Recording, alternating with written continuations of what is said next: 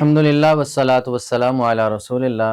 Programme نور قرآن کے ساتھ 29ویں پارے کا ترجمہ آپ کے سامنے حاضر ہے۔ سورہ ملک جس کی بہت زیادہ فضیلت ہے، عشاء کی نماز کے بعد اس کے پڑھنے کا معمول بنانا چاہیے۔ یہ میرے آقا کریم صلی اللہ علیہ وسلم کی سنت مطہرہ بھی ہے، اور جو شخص عشاء کی نماز کے بعد سورہ ملک پڑھتا ہے، اللہ تبارک و تعالیٰ اسے عذاب قبر سے محفوظ فرمائے گا۔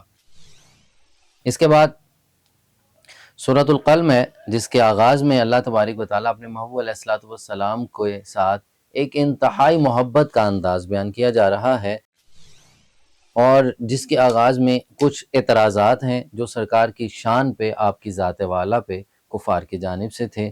تو اللہ تبارک و تعالیٰ قسم اٹھا رہا ہے، قرآن مجید پڑھتے چلے جائیے، جب بھی اللہ اپنے محبوب سے خاص محبت کا انداز ہے، پہلے قسم ذکر کی جاتی ہے، پھر حضور کی شان بیان کی جاتی ہے، نعت بیان کی جاتی ہے، پھر سرکار کے وہ کفار کے اس اعتراض کا پھر جواب دیا جاتا ہے۔ بہت سی آیات آپ پڑھتے چلے جائیں، ان میں سے سورہ قلم کی ابتدائی آیات ہیں۔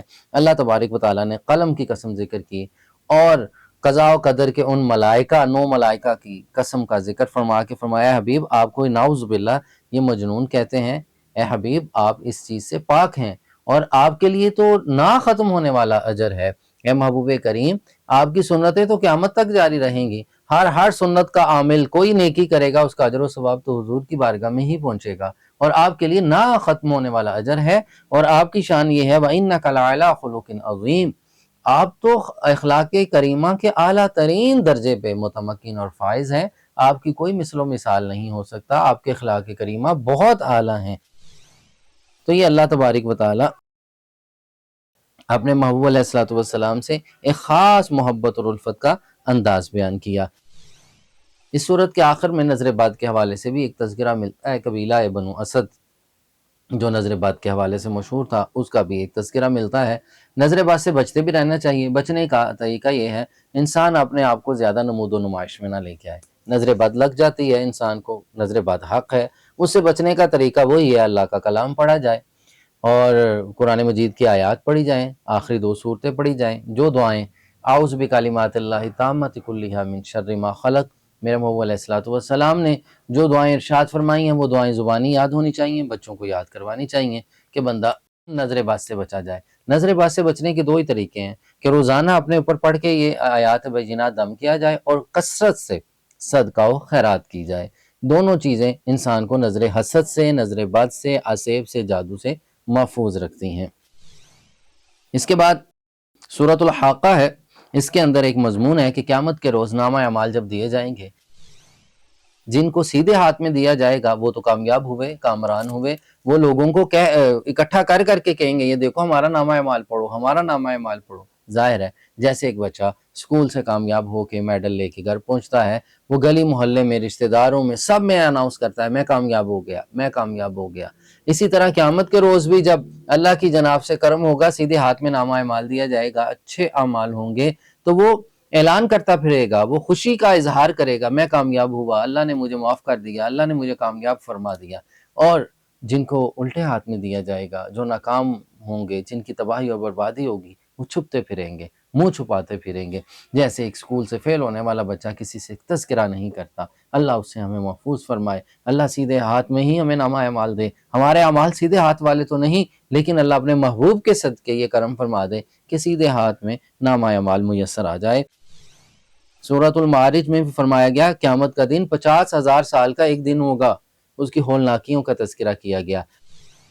آسمان پھٹ جائے گا، زمین برابر کر دی جائے گی، سمندر ختم کر دیے جائیں گے، پہاڑ ریزہ ریزہ ہو جائیں گے، روئی کے گالے کی طرح ہوا میں اڑتے پھریں گے، جو اتنے مضبوط اور قوی پہاڑ ہیں، جنہیں میخیں کہا گیا ہے، جنہیں اوتاد کہا گیا ہے، ان کی مضبوطی، ان کی قد و قامت ریزہ ریزہ ہو جائے گی اللہ کی جلالت کی وجہ سے، اس کی ہیبت کی وجہ سے، اور قیامت کی ہولناکیوں کی وجہ سے۔ سورج چاند ستارے بکھر جائیں گے، ٹوٹ جائیں گے، ہر طرف تباہی ہوگی۔ 50,000 سال کا دن ہوگا، کوئی پرسان حال نہیں ہوگا، ہر شخص ایک دوسرے سے راہ فرار اختیار کرے گا۔ قرآن میں فرمایا کہ ماں بیٹے سے جدا ہوگی، بھائی بھائی سے جدا ہوگا، بیوی اپنے شوہر سے، اولاد اپنے والدین، والدین اپنے اولاد سے بیگانے ہو جائیں گے، بے نیاز ہو جائیں گے، پہچاننے سے انکار کر دیں گے، کوئی پرسان حال نہیں ہوگا۔ اللہ کی رحمت ہوگی، رسول اللہ صلی اللہ علیہ وسلم کی شفاعت و بخشش و مغفرت کا آسرا ہوگا، اللہ معاف کرنے والا ہے اور اپنے حبیب کے صدقے بس اس کے سوا قیامت کے 50,000 سال میں کوئی پرسان حال نہیں ہوگا۔ بس ساقی کوثر ہیں جو مدد فرمائیں گے اللہ کے اذن سے، جو جام پلائیں گے اللہ کے حکم سے، جو چھپائیں گے اللہ کے کرم سے، جو اپنی آغوش رحمت میں لے لیں گے اللہ کی عطا سے، اور ہماری بخشش و مغفرت ہو جائے گی، وگرنہ 50,000 سال کے دن کوئی پرسان حال نہیں ہوگا۔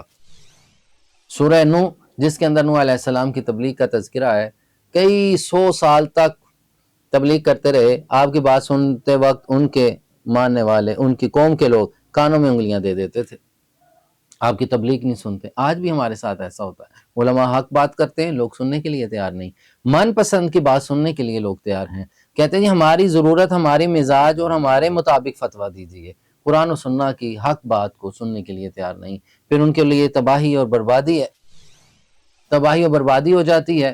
پھر وہ وقت آتا ہے کہ سب کچھ تباہ ہو جاتا ہے، کوئی نہیں بچتا، صرف ان کے ماننے والے چند افراد ہی موجود رہتے ہیں۔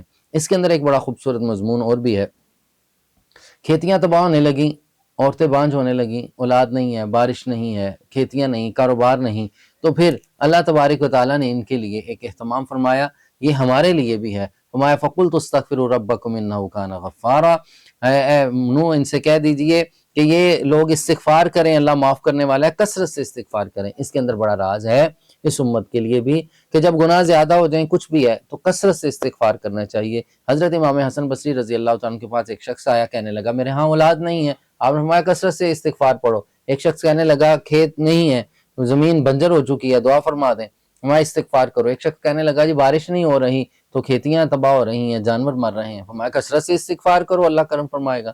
سب کو ایک ہی وظیفہ دیا۔ ان سے پوچھا کہ آپ نے ایک ہی بات سب لوگوں کو دے دی ہے، اس کی وجہ کیا ہے؟ میں سورہ نوح کے اندر اللہ نے یہی فرمایا کثرت سے استغفار کیا کرو، کثرت سے استغفار، تو یرسل السماء علیکم مدرارا، اللہ آسمان سے باران رحمت بھی نازل فرمائے گا، وَيُمْدِدْكُمْ بِأَمْوَالٍ وَبَنِينَ، اللہ تمہاری مدد بھی فرمائے گا مال سے، بیٹوں سے، وَيَجْعَلْ لَكُمْ جَنَّاتٍ وَيَجْعَلْ لَكُمْ أَنْهَارًا۔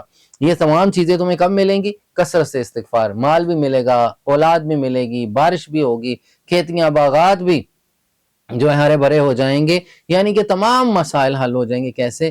وہ کثرت استغفار کی وجہ سے۔ آگے سورہ جن ہے، اس کا شان نزول کچھ یوں ہے کہ آسمان بالا پہ جنات جایا کرتے، اور ایک وقت ہوا کہ ان کا جانا بند ہو گیا۔ جب جانا بند ہوا تو پوری روئے زمین پہ چکر لگانے لگے کہ دنیا میں کیا ایسا نیا واقعہ رونما ہوا ہے کہ غیر معمولی بات ہوئی ہے کہ ہم آسمان پہ اب نہیں جا سکتے۔ تو وہ چکر لگاتے ہوئے مکہ معظمہ میں پہنچتے ہیں، اور آقا کریم صلی اللہ علیہ وسلم تحامہ کے مقام پہ نماز فجر ادا کر رہے ہیں۔ یہ اوقاس کا بازار تھا، فجر کی نماز ہے، قرات سنی اور وہ ان کے دل کو چھو لی۔ وہ گروہ حضور کی بارگاہ میں حاضر خدمت ہوتا ہے، ایمان لے آتا ہے، ایمان لانے کے بعد قرآن سنتا ہے، قرآن سننے کے بعد اپنے علاقے میں واپس جاتا ہے، قوم میں جا کے کہتا ہے ہم ایک ایسا کلام سن کے آئے ہیں جس کی مثال نہیں ہے، جو پہلے انبیاء پہ بھی آتا رہا۔ اب ہم ایمان لے آئے ہیں اللہ وحدہ لا شریک ہے، آج کے بعد اللہ کے ساتھ کسی کو شریک نہیں ٹھہرائیں گے، اور اللہ کی شان پاک ہے، نہ اس کی بیوی ہے، نہ اس کا کوئی بیٹا ہے، نہ اس کی کوئی اولاد ہے۔ یہ جو کفریہ عقائد تھے مشرکین کے، وہ سارے بیان کیے کہ آج ہم ان سے پاک ہیں۔ اور پھر جنات کہنے لگے ہم میں سے کچھ لوگ، ہم تو ایمان لے آئے ہیں، جو ایمان لائے گا وہ بچ جائے گا، اور کچھ سرکش ہے، جو سرکش ہے، جو نہیں مانے گا، جو نافرمان رہے گا، وہ جہنم کا ایندھن بنے گا۔ یہ سورہ جن کے مضامین میں سے۔ آگے سورہ مزمل، جس میں اللہ تبارک و تعالیٰ نے نہایت ہی کمال درجے کی محبت کا انداز ہے اپنے محبوب علیہ السلام سے، یا ایھا المزمل، یہ انتہائی محبت کا انداز ہے، اے چادر اوڑھنے والے۔ ایک خاص خطاب کیا گیا ہے حضور سے، چادر کے اوڑھنے کے انداز کو اللہ بیان فرما رہا ہے۔ اے حبیب، آپ ساری ساری رات قیام نہ کیا کریں، آپ کا قیام کرنا ہمیں نہیں کہ ہم اس لیے قرآن نازل نہیں کیا کہ آپ پہ بوجھ ڈال دیا جائے، آپ مشقت میں آ جائیں کہ آپ کے پاؤں مبارک جو ہیں وہ سوج جائیں۔ اے حبیب، آدھی رات یا اس سے بھی کم قیام کیا کریں۔ تہجد کا تذکرہ فرمایا، آپ پہ تہجد لازم تھی، آپ تہجد کا قیام فرمایا کرتے، ساری ساری رات قیام فرمایا کرتے۔ اللہ تبارک و تعالیٰ کو اپنے محبوب کو زیادہ مشقت میں دیکھنا پسند نہیں، تو اللہ نے محبت کے انداز میں فرمایا حبیب تھوڑی رات یا اس سے بھی کم قیام کیا کرے۔ اسی اگلی صورت بھی اسی مضمون کو ہے، یا ایھا المدثر، اس میں بھی شان محبوبی بیان کی جا رہی ہے، اے چادر میں لپٹے ہوئے ہے میرے محبوب، اٹھئے اور اپنے قریبی لوگوں کو ڈر سنائیے اور انہیں اللہ کی طرف لے کے آئیے۔ اس سے اگلا مضمون یہ بیان کیا جا رہا ہے کہ جنت اور جہنم والے جب اپنے اپنے راستے میں جائیں گے تو جنت والے جنت کی طرف خوشیاں مناتے ہوئے جا رہے ہوں گے، جہنم والے افسردہ جب ہوں گے وہ کہیں گے تم ہمارے یار ہو، ہمارا سارا کچھ ہو، کیا ہوا؟ جنت والے کہیں گے جہنمیوں سے کہ تمہیں کیا ہوا، تم ہمارے ساتھ نہیں ہو، آج دنیا میں تو اکٹھے تھے۔